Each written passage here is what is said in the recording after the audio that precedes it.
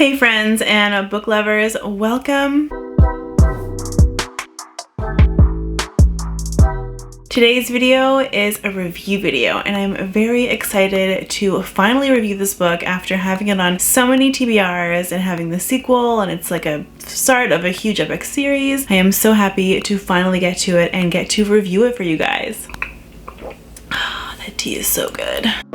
And of course the book I'm talking about is Master of Sorrows by Justin T. Call. I haven't heard a lot about this on BookTube if I'm honest, and I wanted to read it and review it because I had seen it on Instagram. And Instagram I feel like has a more like varied reading in fantasy. I feel like BookTube can get very focused on like the darlings, but Instagram, a lot of folks I find read a lot of different books, so I get a lot of really good recs there. And so I saw this one on Instagram and I thought I will take a stab at it. It looks really cool, the cover is beautiful, and the premise sounded really amazing. And the premise is kind of misleading because it's not exactly the first book, but it's like part of it. So the first like couple paragraphs go like this. Every Dark Lord has an origin.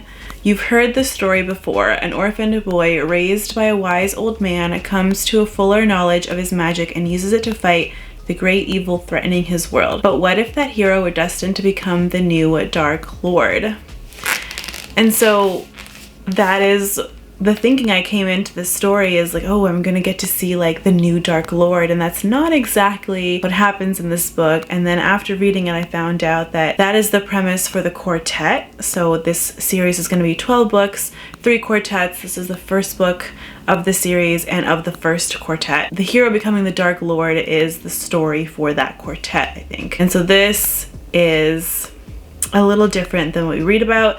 Then it goes on to the premise where it really talks about Anev, who's our character, the rest of the academy that he's training at, and all these secrets that he has. The story itself is a little more complicated than what you see in the premise, of course, as they usually are. There's a lot of lore in this world, and the lore itself is really interesting, and it has a lot of interesting like rep in it in a way. There's a lot of intricacies with the lore, so almost like you're reading Anev's story at his academy, and then you're also reading the lore and how all the history of the gods went down, which is really interesting. It's one of my favorite parts of the book, and I have a lot of those like spots tabbed up because I loved the lore of the book so much. But I'll get into my general comments besides that. So obviously this is an adult book. We follow Anev, and he's like a young boy, a teen is what I really think he ends up being in this story, like a young man in his teen years, not quite 18, probably like a little younger than that. I can't remember if we ever really get his age, but he's quite young. And so there are definitely parts of this that read really young when we're following Anev around because he is so young. And even though this is an adult grim dark novel, because of that it does read quite young in a way, and it does read a little younger than I was expecting an adult story to read. And we stay with Anev being young almost the entirety of this story, if not all of the story. We see him as this young man, which for me read a little bit younger than I was expecting because I thought we would see like a age progression in this novel, but we didn't actually see that in this one. So I don't know if it's a spoiler or not, but just know that it reads a little young, and it's because of that is what I felt like, that it read a little young. And because this is kind of one of those coming of age stories where you see him when he's a young boy, it feels like a prequel or almost like a prologue, like a really long prologue or a prequel to a series. It didn't exactly feel like the first to a series, but it definitely felt like a very interesting backstory prequel of Anev, who I think is going to end up being our main character for the whole quartet. And that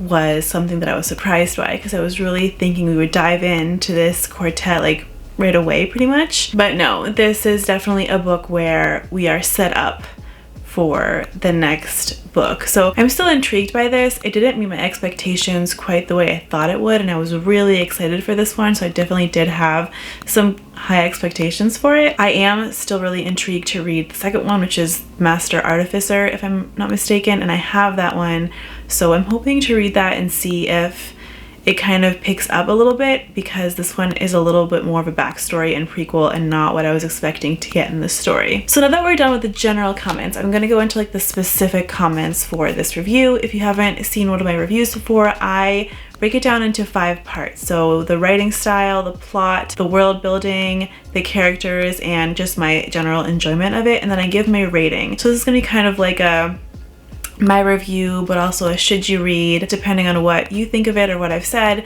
then that might be something really interesting for you. I feel like I'm gonna have a way better idea of how this series is going to go with the second one. But this is the review of at least the first one if you've been intrigued by this book and if you've seen it around lately. So I feel like my general comments really encompassed a lot of what I wanted to say and a lot of what I felt about the book, but I'll go again through those 5 categories so you get kind of a broken down feel of how I felt about it and how I found the book. The first one I'll talk about is the writing. So Justin Teakell's writing is great. I don't have any problems with it. It was pretty straightforward writing. There wasn't like a lot of flowery language. Definitely on the grim dark side, there's a lot of really interesting dark themes he put in there, and he definitely dipped his toes into different things that I thought were really interesting. So I definitely enjoyed his writing style, and I would say that it was easy and accessible to get through. It didn't feel like a dense adult fantasy book. It felt really easy to read and it flowed really well as well. I wouldn't say it's my favorite writing style, but I would definitely read more of his books because there were definitely compelling parts. There were other parts that again didn't quite meet my expectations. Like I really loved the lore of the gods, like I said earlier in the general comments, but it didn't feel as grave or serious as I would have expected from a grimdark novel. I would have thought that things were a lot more serious, but I also wonder if that's just because this is the setup, this is kind of like the backstory, and we're gonna get a lot more of those high stakes in the next few books for the quartet. So I'm intrigued to see how this goes.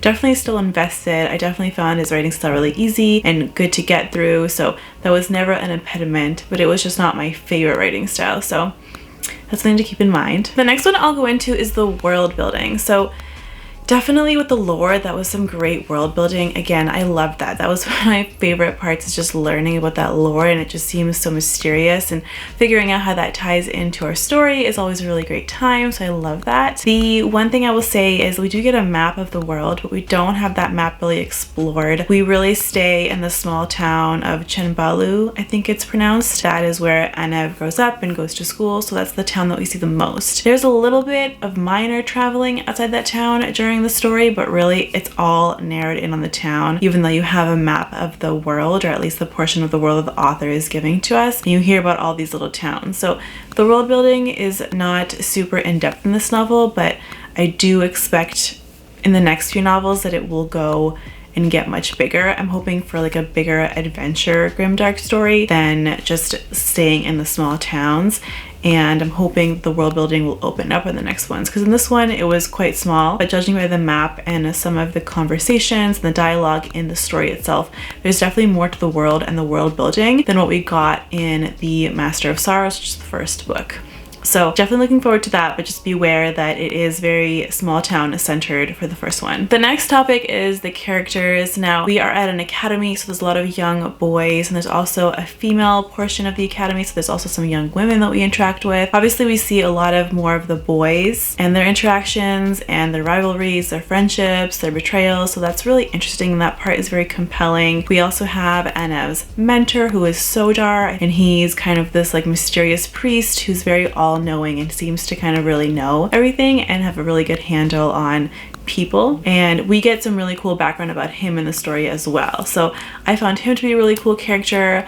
I found his interactions with Anev to be really sweet. There was definitely some heartwarming moments, which I wasn't expecting for like a grimdark novel, because I've read some dark fantasy and there's not always a heartwarming moment in a dark fantasy, so I figured in grimdark there wouldn't be that many heartwarming moments, but there were a couple and they were really sweet, and so I did like the character work. I felt like it wasn't a super in-depth portion of the character work, but again, I really feel like this story is the background and the prequel to the really big epic fantasy story that we're gonna get, so almost like it's just setting you up to get a feel for like what happened to the character in his past and what might cause them to become the Dark Lord in the future. And I feel like I might review this first quartet once I get to read it all. It's obviously not all released, only the first 2 books are released, but once the whole thing is released, I would love to review all 4 and kind of get a good sense of where he was going with this, because right now it still feels a little vague, but we definitely got some of the backstory for the boys that are at the academy and some of the females as well, and there are a lot of really cool ancient masters.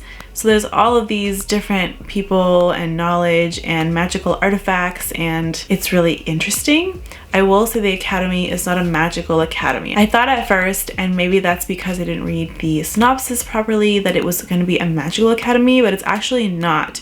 It is like an anti-magical academy where they like hunt for the artifacts that are forbidden, because magic is forbidden in this small town. So I will say, just know that, because I was expecting to see much more magic, and you do, but it doesn't come until the second half of the story. The first half is very anti, so just beware. However, I did like the coming of age story. I thought that was really nice. It was quite obvious, like it was obvious where this was going to go and what mistakes our young main character was going to make and how he would feel about them, but it was really nicely done, really nicely set up, and I'm hoping that the next book kind of delves more into the character work and the character arcs as adults. The next one is the plot. And again, this is really a backstory, so I don't know a ton about the plot. We do get a sense of things that are brewing in the outer world apart from Chenbalu, which is the small town. We kind of get a glimpse of what's going on. There's some really big dangers, but because we're kind of secluded and isolated in the small town, it doesn't seem like that big of a deal. It's not super clear to me why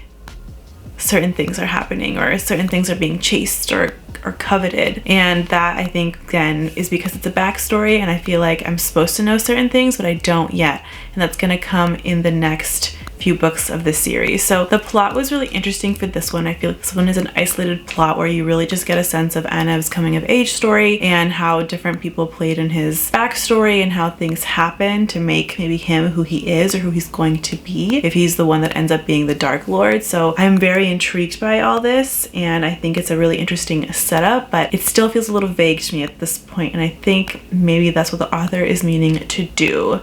So I am very intrigued to see what happens next. So the last thing is my enjoyment of this, and I did enjoy it. It wasn't my absolute favorite and it was not what I expected it to be, so of course my enjoyment is going to be a little lower than what I originally anticipated for this novel, and that's not the worst thing. I, at the end of the day, gave it a 3.5 stars. I think if you go into this knowing that it's going to be a prequel and that, you know, that's the kind of story that you would like to start out with in a series, then I'd say that this is definitely a book that you should read. If you kind of don't love small world building or coming of age stories or reading about younger characters, this might not be for you because it's really definitely reading about younger characters. But if you are okay with that, especially because I think the next one is going to be when he's more of an adult, and this would just be a really good prequel or starting setup story to read for the next one in the series. I will say that I'm really intrigued by Justin Tikal's idea. I'm hoping that it's going to be different than all the other hero ends up being the Dark Lord stories, because that is a trope that I love, but it's also a trope that's been done before. So there's a lot of hope for me in the next book, and I don't know if that's going to fulfill itself, but I did at least enjoy this one. It was really compelling to read. I was definitely rooting for certain folks in this book. I was definitely compelled to read it. I wanted to finish it. I wanted to figure out what happened. And there were definitely points of the story that surprised me and felt very high stakes. I enjoyed the darker themes of the story as well. There were some really interesting darker themes. And I enjoyed the fact that this was grimdark. This is my first grimdark book that I've ever read. And I really enjoyed it. It didn't seem too far off from regular fantasy or from dark fantasy, but it was really compelling to read. So that definitely was a good point of enjoyment for me, and I would just say that if you agree with my earlier points, you should definitely give it a shot. But if you're kind of turned off by those points, then this might not be the book for you. However, I think we're going to get a better sense of the story with the next couple books, better sense of like the world and the overarching arc, and I think it might actually end up being really incredible if he's setting it up this way, because I feel like he's really taking his time to flesh out the story so that it's going to be really good and not just these long, kind of more drawn out sequences in a series that we do see a lot with longer series. So I'm hoping, fingers crossed, that he's setting it up so that it's not a slower paced middle or whatnot with other series that I see. So I'm really hoping that he's setting it up to be more fleshed out and that there are parts of it that are not slower paced like in the other longer fantasies that I see. I'm really hoping that there's like a well-pacedness to this whole series, and I'm thinking the way that it's being set up, it will be that way. But that definitely remains to be seen. So that is my review for Master of Sorrows. I hope that you enjoyed this and that was informative. If you're on the fence about reading this book, I hope that it helped you kind of figure out where you might land or kind of put your expectations in check for this one. It was not my absolute favorite, but it was definitely still a good read.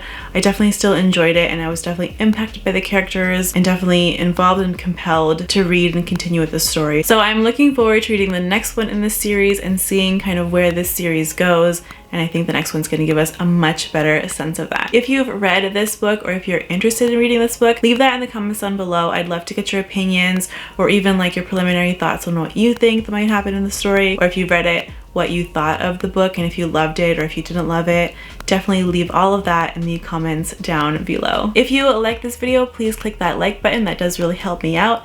And if you want to see more content like this and more content from me, please don't hesitate to subscribe.